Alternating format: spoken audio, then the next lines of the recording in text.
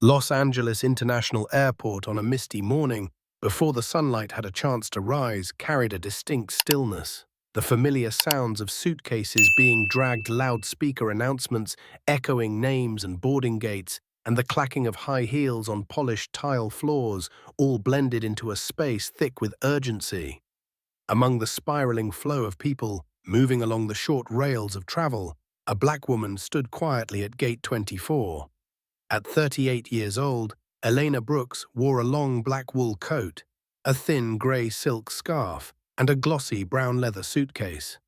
She stood there like a random detail within the scenery, but Elena's presence was no less than anyone walking past her. People looked at her, a black woman with no corporate logo on her clothing, with an ordinary gaze. Some guessed she might be a teacher on a business trip. Others assumed she was a journalist or someone visiting friends.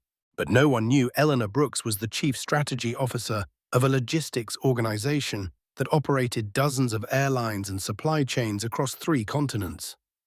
Senior executives from a long list of prestigious partners were in her contact list. But that day, Elena wasn't there as an executive. She was just a passenger. She wanted to sit in her rightful seat on the morning flight to New York, Seat 2A first class.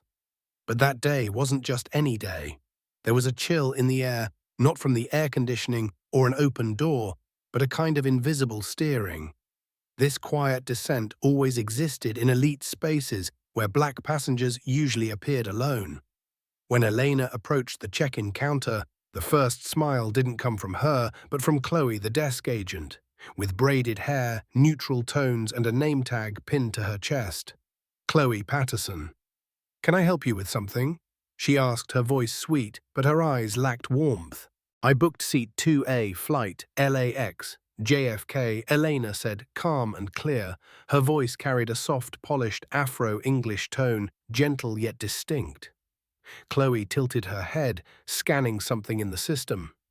She smiled, but no longer with sincerity. "You've been reassigned. The system says you're in seat 44E economy class." In that moment, silence flooded Elena's ears. She had encountered similar situations before.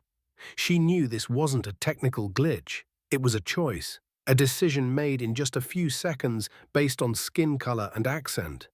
And what Chloe Patterson and the system didn't expect was this: Elena was not the kind of person to be quietly mistreated and walk away. She wouldn't raise her voice. But she would remember. Remember to reverse the entire system, because that's what Elena had done for all of her 38 years. Observe, take note, and when the time came, act like a finely tuned machine, pre-programmed to respond. Elena held her gaze on the glass panel behind the desk, where the reflections of busy airport employees shimmered. She saw the angled image of herself in the mirror, a woman standing tall, hand still resting on the suitcase handle, her face calm to the point of cold. The only thing that set her apart from those around her was her gaze of composure and meticulousness. Chloe Patterson kept tapping on the keyboard. She pretended to search, but it was just an act. On the screen, everything was clear. Elena had booked seat 2A, paid in full, and there was no system error. But Chloe kept standing there, playing the role of someone just doing her job. "I think there may have been a mistake in the booking process. You can check again with operations if needed." Elena tilted her head just enough to still be graceful. "I brought the electronic confirmation and invoice." She opened her phone, pushing the screen toward the counter. The text was clear: 2A first class paid with Coleman Global corporate card. Chloe blinked, glanced briefly, then responded with a neutral tone. Sometimes the system adjusts automatically for business or brand purposes.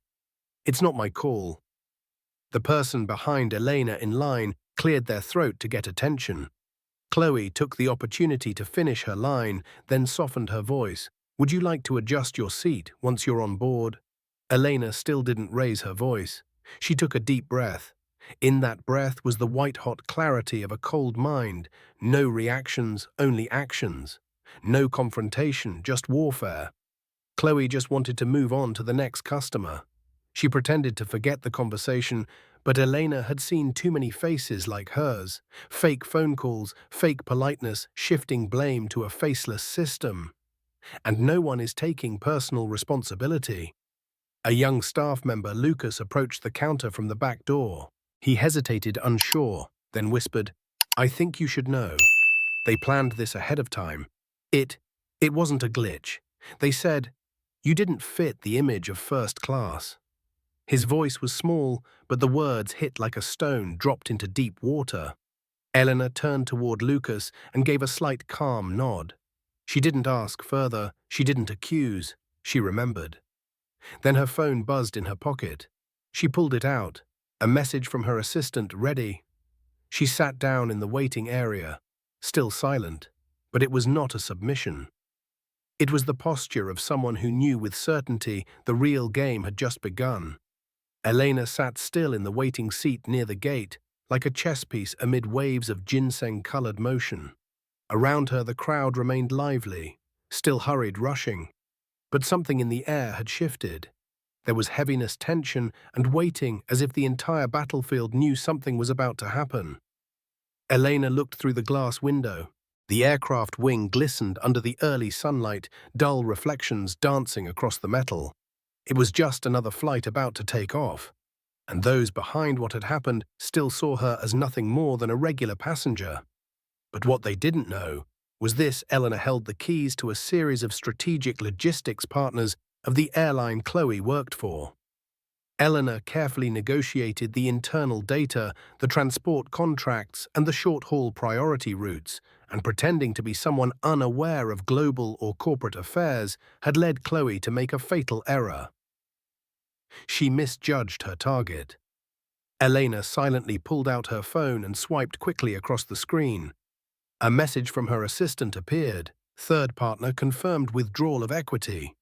Elena pressed her lips together, then typed a brief reply. Proceed.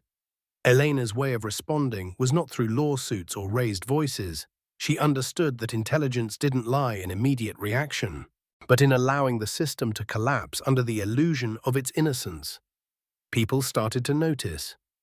Grace, a young flight attendant, paused briefly as she passed by Elena. Their eyes met, and in that fleeting moment, Grace knew she was witnessing injustice. But she kept walking quickly, pretending nothing had happened. But Elena saw everything, from the way Grace walked faster than usual to how her hand gripped her neck, scarf tighter as she passed. Elena understood fear of speaking out was stronger than moral outrage, and it was precisely that fear that made people stay silent. And it was precisely that silence that allowed systems like this to survive for so long. But that day, Elena no longer chose silence as a shield. She noted every glance, every random courtesy Chloe extended to white passengers. She tracked the most minor details until they formed a pattern. Every report would be filed, every person would be named. Because Elena wasn't there to ask for an apology. She was there to reframe the question, who is considered worthy of respect in a public space? The answer was no longer a sentence. It would be an action. Quiet, as if unnoticed, but the result would be the collapse of the so-called coordination they had built. Because they forgot Elena Brooks was never just an ordinary passenger. Rage did not show in sound, it flowed through silence. And Elena, like an underground current running beneath LAX, began weaving a silent wave. Not through anger, but through strategy. She remained seated, not demanding, not arguing, but on her phone messages kept updating. Her assistant coordinated emergency meetings, lawyers sent draft contract termination notices. The European partner director confirmed, "We will support your decision." When a regular passenger is downgraded, they may complain, post something online, and then move on. Elena was not that kind.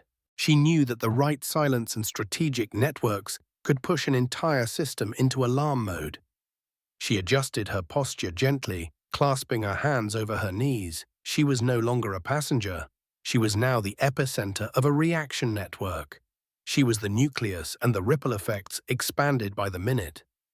Meanwhile, at the check-in counter, Chloe began sensing something was wrong. The seat assignment system suddenly froze. Multiple business-class tickets were cancelled without clear reasons. VIP passengers called to complain about lost seats.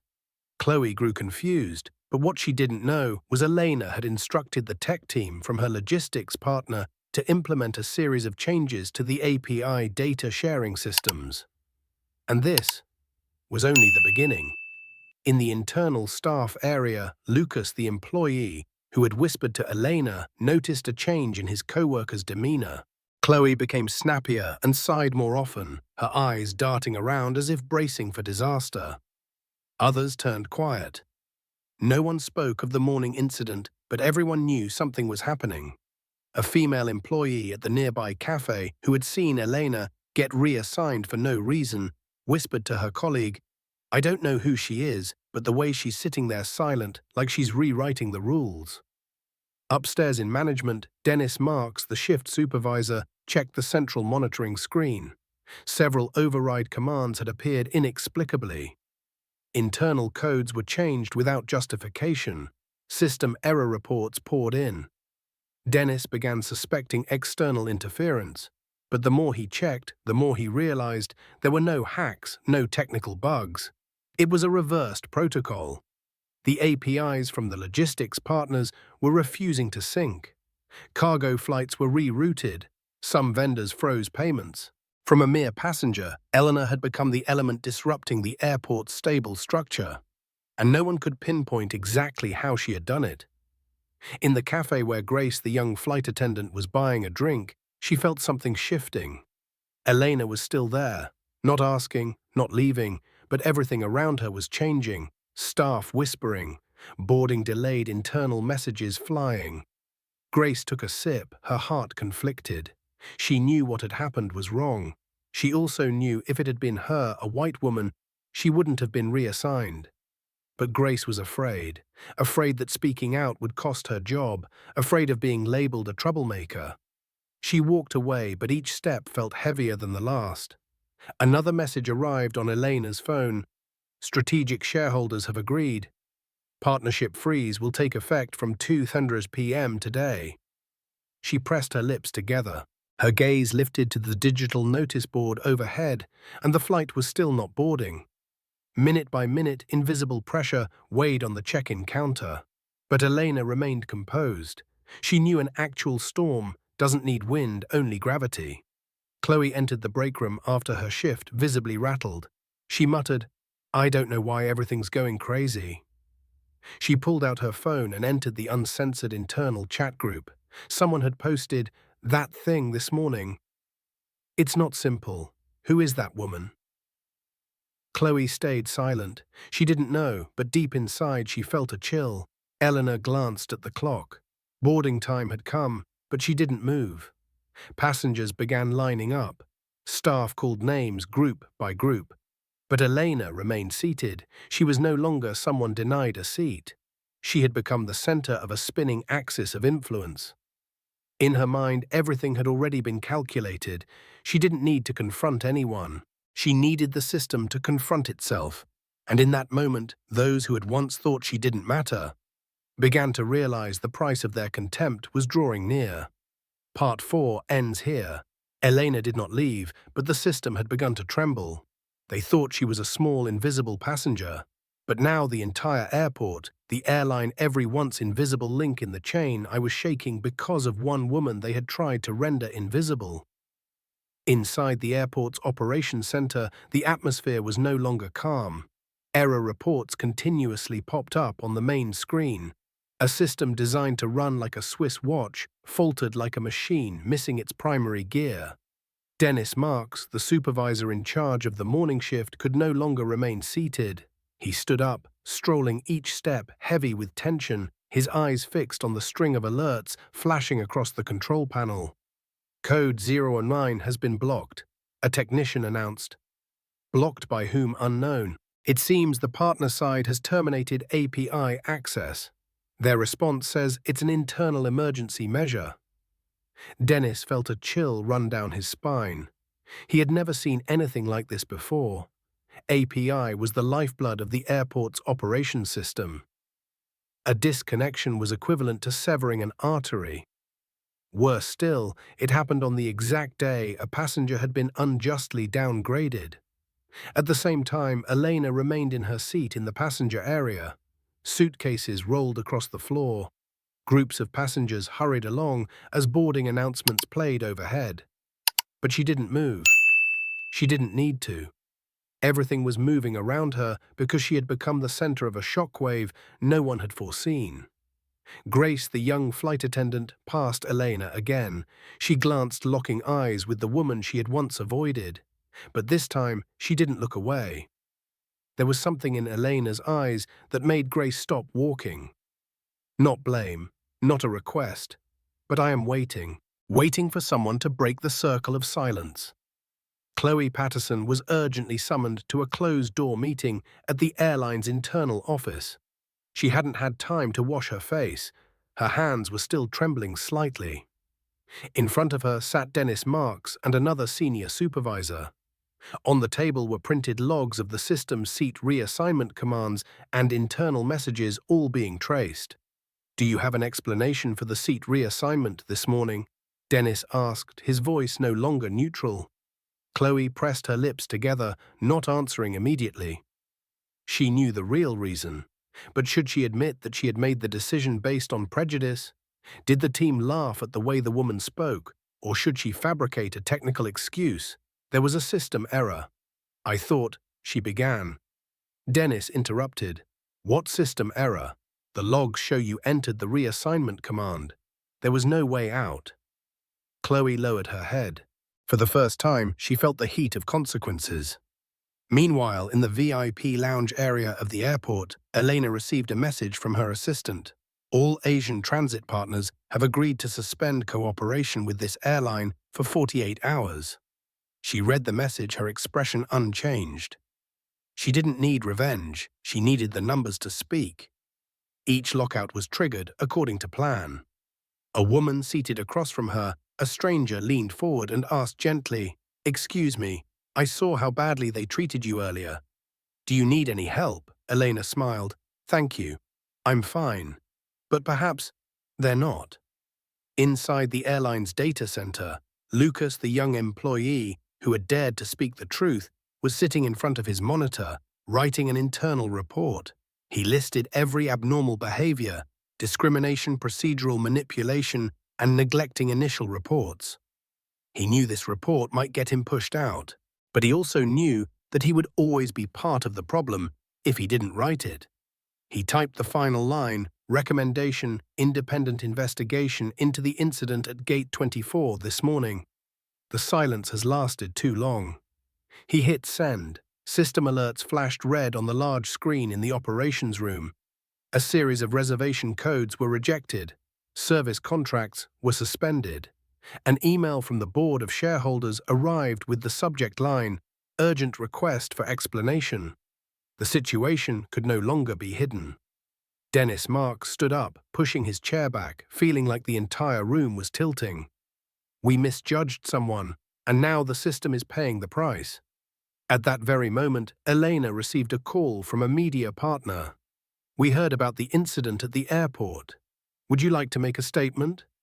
Elena looked out the window where a plane glided past in the sunset light. "No, I don't want to make a statement. They'll speak for themselves by collapsing." 1 hour later, LAX's flight information boards flickered. Several flights were delayed, some were cancelled. Airport staff whispered among themselves. Chloe was placed on temporary suspension. Dennis was called into an emergency meeting. Lucas was invited to join the incident review team. And Elena. She stepped into a waiting car outside the terminal. No farewell, no glance back, but her footsteps left tremors in their wake. She didn't demand an apology. She had forced the entire system to look into its reflection. Elena was not someone who sought confrontation, but she was also not the kind of person who allowed silence to bury justice. Throughout her life, she had learned one thing. Sometimes to change a system, you don't need to shout. You need to make it impossible for others to pretend they didn't hear. As she left LAX, a quiet storm had already been triggered. On the surface, nothing had happened. It was just a downgraded passenger, an unanswered complaint, and a few scattered technical glitches. But the truth had begun to seep in behind closed meeting rooms, in urgent emails and internal calls. Grace, the young flight attendant, couldn't sleep that night. She lay awake, haunted by Elena's eyes and the suffocating feeling when she walked past without doing anything. The next morning, she put on her uniform, adjusted her scarf, and instead of heading to her usual service area, she walked straight to the flight operations office. "I'd like to report an incident." Her voice was soft but firm. The supervisor looked up, regarding what Grace swallowed hard. A passenger was discriminated against at gate 24. "I witnessed it. I didn't intervene, but I can't stay silent anymore." Elsewhere, Chloe Patterson sat alone in the staff break room. After her meeting with management, she had been placed on temporary suspension. In front of her was a cold cup of coffee and her phone, which had been vibrating non-stop, with messages from colleagues, some sympathetic, a few sarcastic, but most silent. She opened her email app intending to submit a leave request, but then paused. Her hand trembled slightly, not from fear, but something else, perhaps regret. For the first time in years, she wasn't sure if she still belonged in the role she once thought was right. Before turning off the screen, she opened a blank document and wrote, "I'm sorry. I saw injustice and chose to ignore it. Not because I didn't know right from wrong, but because I thought nothing would happen to me. I was wrong." At the airline's main office, Dennis Marks was asked to temporarily hand over operational duties to another supervisor while internal investigations began. He didn't protest. He quietly packed up his desk. He knew his failure wasn't in issuing the wrong order, but in not stopping the wrong orders from being carried out. Meanwhile, Lucas, the only young staffer who had dared to speak up from the beginning, was invited to a special meeting with the legal and ethics departments. He couldn't hide his nervousness. But this time, he walked into the room with his head held high. "I'm not a hero. I saw something wrong and didn't want to pretend it was okay." As for Elena, she didn't respond to any interview requests. But her actions had already set off a domino effect. An international passenger rights organization launched an independent investigation into discrimination at major airlines. Corporate partners began reviewing their service contracts with the airline involved in the incident. No one needed Elena to speak out, because all the silence before had now become the loudest voice of all. At an emergency board meeting, executives sat around a large table, their faces heavy. One of them broke the silence. "We could be sued. We could be boycotted. We could lose hundreds of millions." But what's scariest is, all of this started just because one employee smiled at the wrong time. Another adjusted his glasses. No. What's frightening is that we taught our employees this was normal, and now we're paying the price for our silence. Elena sat in her high-rise office on the other side of the city. She had just finished a call with her strategic advisor. On her screen were a series of reports. Investors are demanding human rights policy reviews from all corporate partners. Some shareholders had declared they would stop funding any organization involved in a discrimination scandal. She turned off the screen, poured a cup of tea, gazed out the window. She knew she hadn't changed the world with a single action. But she also knew some moments, though small, could redraw the entire map of power if you knew how to listen to silence. A few days later, a small news brief appeared in the business and corporate ethics column of an international paper. A black passenger was denied first-class privileges at a major U.S. airport, triggering a crisis of trust within the airline's operations system. While the airline has yet to release an official statement, actions from the business community and civil society suggest silence is no longer an option. Elena didn't read the news that day. She was attending a closed conference on global supply chain restructuring. In a short speech, she said only one sentence: "We don't just need efficient systems. We need systems that know how to self-correct when they are wrong. And the first thing that must be corrected is silence." The news spread quietly, like fire smoldering beneath ashes. People began whispering the name Elena Brooks in the aviation industry, from partner airlines to federal regulatory agencies. But not with fear, with caution. No one knew what she had done, but everyone could see the results. Systems halted contracts, frozen major players falling unusually silent. On the industry's internal forums, the topic of Gate 24 became a trending keyword. Some believed it was just a temporary crisis, but most understood something bigger was happening, and it wouldn't stop here.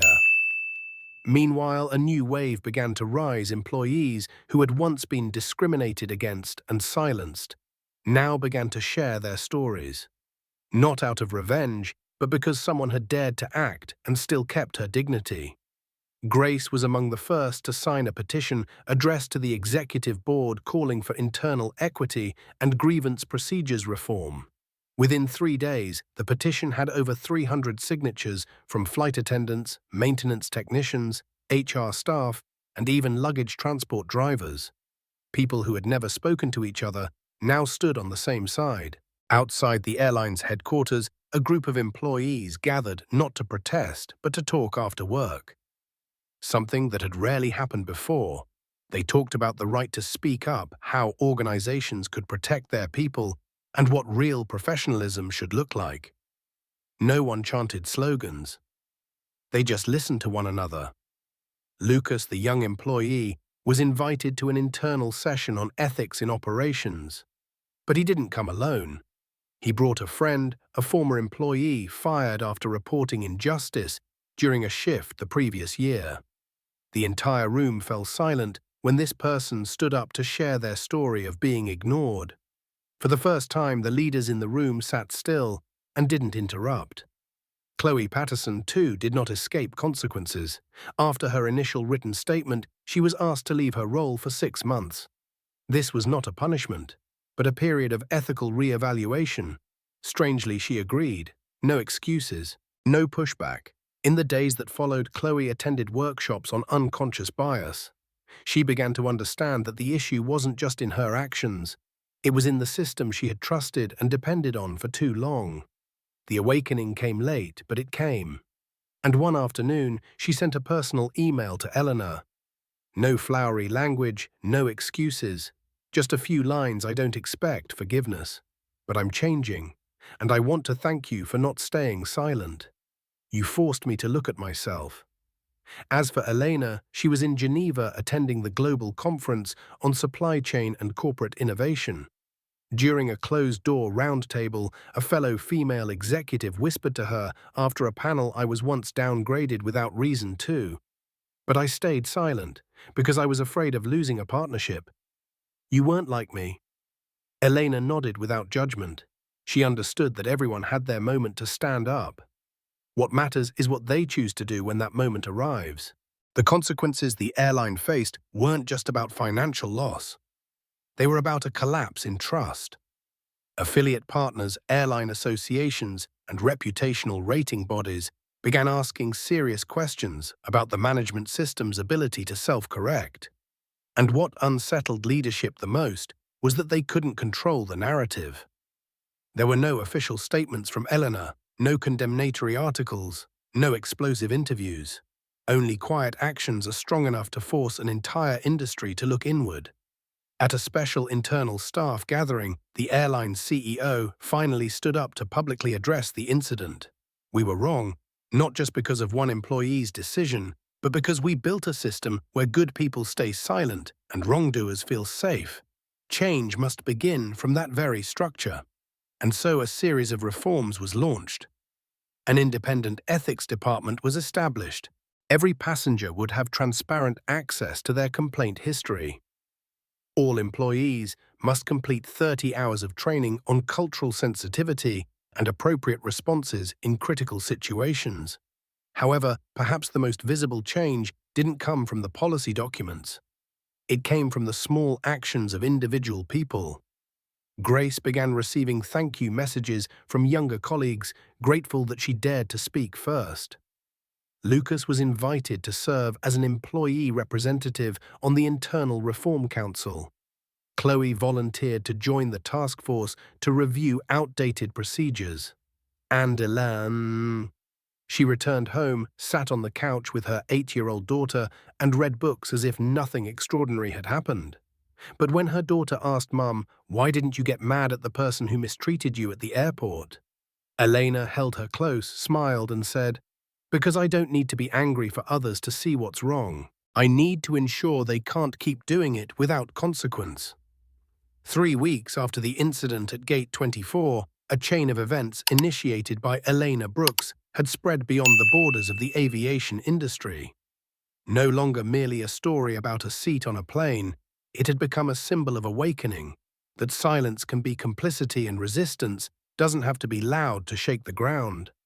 As international media began catching on publishing in-depth analyses about systemic discrimination in premium customer service, Elena quietly assembled her strategic team.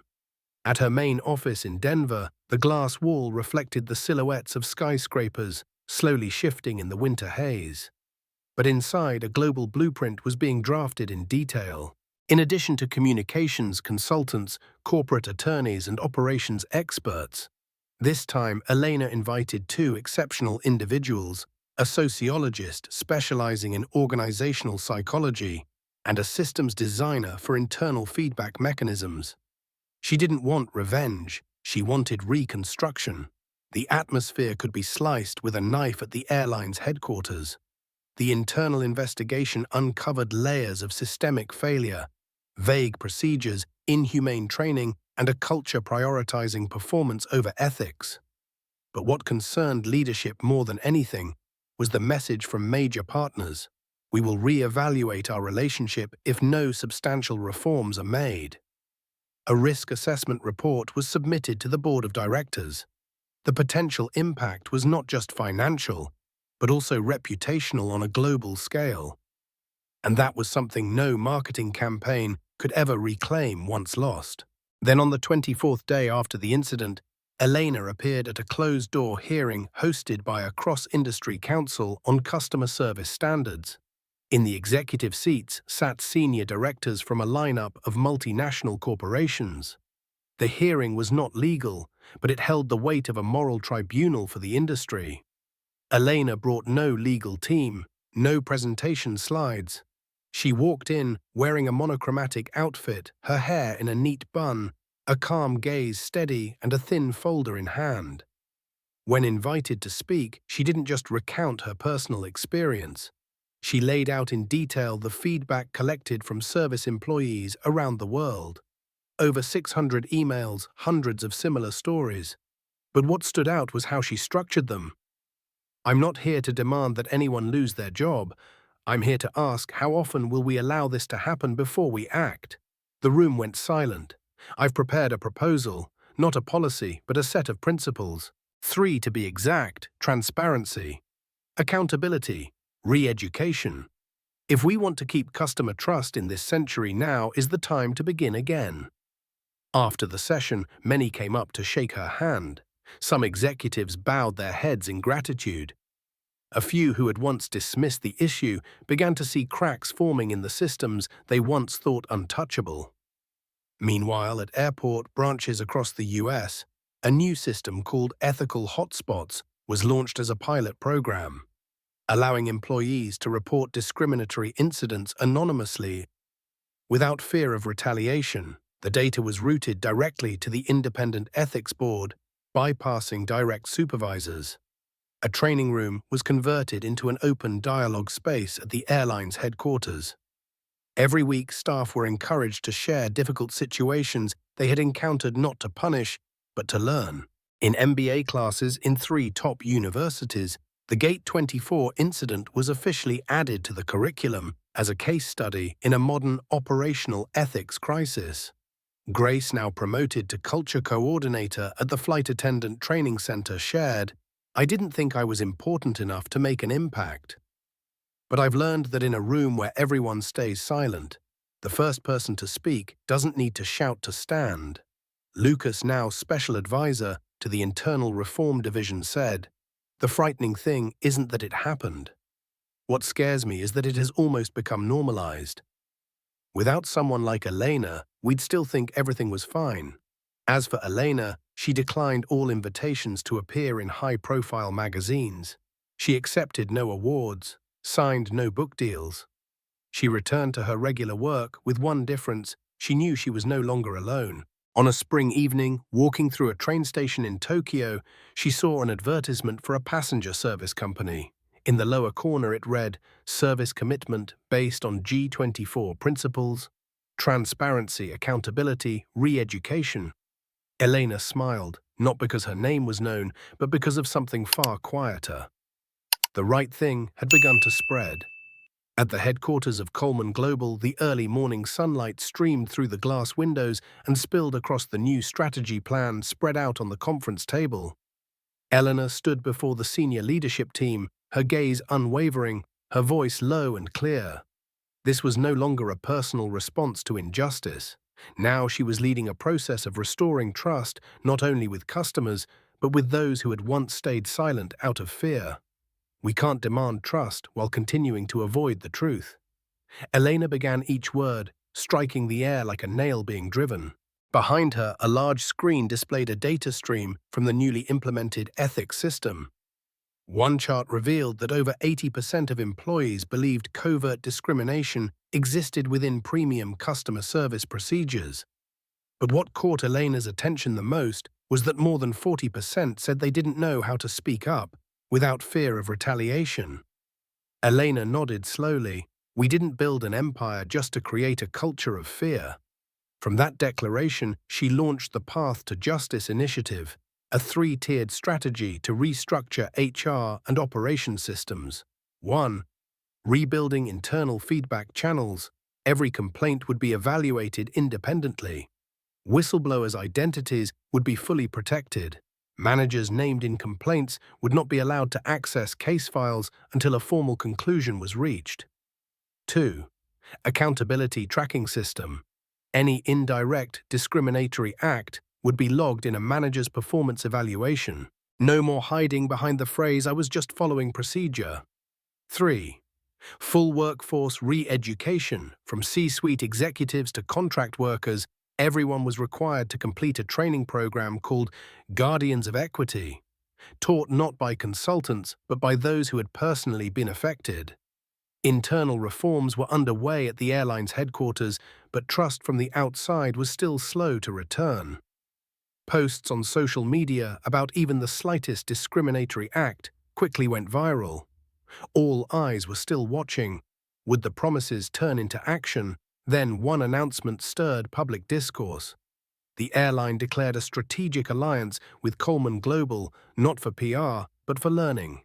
Elena would lead the 6-month restructuring of the airline's premium customer service.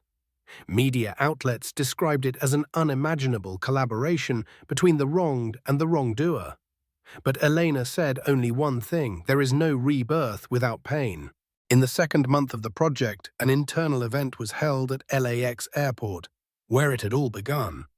Standing before more than 300 employees, from janitors to regional supervisors, Elena didn't give a long speech. She shared what it felt like to be made invisible. "I don't want you to apologize on someone else's behalf. I only ask that starting today, if you ever witness this happen again, you don't stay silent." There was silence in the room. Then a maintenance worker raised his hand. "Ms. Elena, if I had been near Gate 24 that day, I probably would have stayed quiet too because I was afraid. But after everything I applied to transfer into the passenger support unit, I don't want to be afraid anymore." The entire room stood not with applause, but with solemn nods, a silent vow. Meanwhile, international customer advocacy groups released a new service standard, the G24 Code of Conduct. It required airlines to publicly disclose negative feedback ratios based on race, gender, and vulnerable status groups, a level of transparency never seen before. Within 6 months, 7 major airlines adopted the code. Online communities swiftly boycotted the remaining 3. As for Elena, she received handwritten letters from service workers around the world. One senior flight attendant from Brazil wrote, "I used to believe we had to accept everything just to keep our jobs. But after seeing you win, not by striking back, but by standing firm, I realized some battles don't need swords." An executive from an Asian airline invited Elena to a global reform forum. She declined. Instead, she attended a community college in Atlanta, where she studied for her first year. She sat with a group of young black students, telling them the story of Gate 24. No press, no cameras, Only truth and a lesson. You don't have to shout to be heard. But never let anyone make you believe silence is your only option. Restoring trust was not a campaign, it was a process. Elena didn't lead from a mountaintop. She walked among the people speaking, little doing much. And when a 10-year-old girl emailed her with one final line, "Ms. Eleanor, when I grow up, I want to be like you, doing what's right without having to yell." Eleanor knew trust had begun to return, not through promises, but through action. The following summer, at an international forum on social justice held in Johannesburg, Elena Brooks stepped onto the stage as the keynote speaker. She didn't talk about herself beneath the soft golden lights reflected from the auditorium ceiling. She didn't retell Gate 24 as a personal legend. Instead, she began with a simple question, one that echoed across the hall: if no one stands up when injustice happens, then who will be the first? Thousands sat in silence, not because they had no answer, but because they were asking themselves, have I ever been the first? But Eleanor hadn't come to deliver empty inspiration. She came with data, with results. Behind her, numbers lit up on the screen. Reports of discrimination at major airports dropped by 35% in a year. Customer satisfaction among vulnerable groups rose by 62%.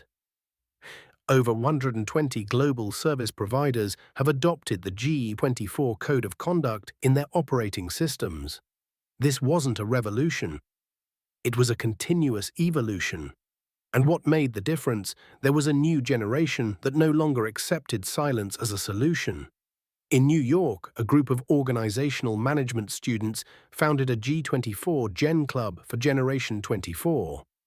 There, they practiced ethical reasoning and discussed real-world scenarios where standing up was hard, but necessary. A young woman of Ethiopian descent shared during one session, "I used to think I was just a student. But then I realized people don't wait for your title to listen. They listen when you're brave enough to say what's right." At a small cafe in Seoul, the manager hung a sign near the register: "We operate under G24 principles. Silence in the face of injustice will not be tolerated." From staff or customers, a Canadian traveler once witnessed a Muslim woman being denied service at a restaurant. He later posted online, "I didn't stay silent this time. I asked the waiter why. I asked to speak with the manager. Because I remembered Elena Brooks's story." As for Elena, she continued to stay away from mainstream media. But behind the scenes, she quietly supported non-profit organizations across 5 continents. She sent training materials, financially supported ethics education initiatives, and backed fairness-focused community projects. She didn't need to be the one holding the flag. She just needed to know the flag wouldn't fall. At LAX Airport, Gate 24 had been fully renovated. On the wall now hung a bronze plaque with an inscription, "This is where one woman stayed silent," and the world began to listen. Travelers took pictures. Staff leading new trainees paused for a moment. It was no longer a symbol of error, but a reminder of transformation. From confrontation to conversation, from injury to rebirth. One day, Elena received a letter from a 13-year-old boy in Cape Town. He wrote, "I saw you on the clip from the Johannesburg Forum. I didn't understand everything, but I understood one thing. If someone who got laughed at could still change the world, then maybe I can do something too." Elena smiled. She didn't need anything greater than that. Because she knew real change doesn't come from applause or praise. It begins with one person. Often overlooked, often called difficult. Who chooses to stay standing when others turn away? A generation that refuses to stay silent is rising. Not because they shout louder, but because they've learned how to turn stillness into action. The story of Elena doesn't end at Gate 24. It lives on in every gaze that refuses to lower, in every choice not to look away, in every brave decision made when no one is watching. And that it is the most significant victory of all.